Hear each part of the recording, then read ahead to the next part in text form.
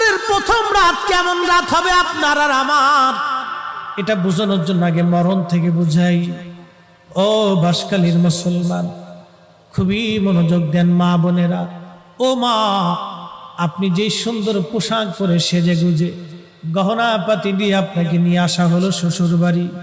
মারে, আপনার ঘরের মধ্যে একটা বৃদ্ধ মা আছে, শাশুড়ি।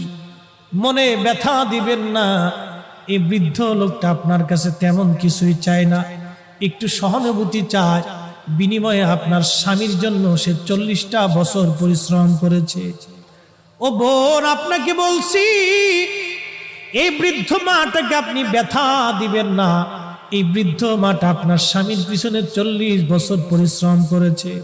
পেটে ধারণ থেকে শুরু করে ওকে মানুষ পর্যন্ত বানাইতে একটা মায়ের হাড় ভাঙ্গনি খাটুনি খেটে বৃদ্ধ হয়ে গেছে আজ। সে কিছুই চায় না রে বোন, আপনার কাছে মাত্র একটু সহানুভূতি আর ভালোবাসা চায়। মনে ব্যথা দিয়েন না, ওনাকে ব্যথা দিলে মালিক বেজার হয়ে যাবে। মালিক, ও বোন, আজকে আপনি আসছেন এই দুনিয়াতে, এই বাড়িতে। আগামী দিন এই বাড়ি থেকে আপনাকে নিয়ে যাওয়া হবে সাদা পোশাকে, আপনার দামি দামি গহনাগুলি রেখে যাওয়া হবে। বাংলাদেশে একজন ধনী মারা গেল করোনায়। আহা, করোনার সময় মানুষ চেনা গেছে। একজন ধনী করোনার সময় মারা গেল।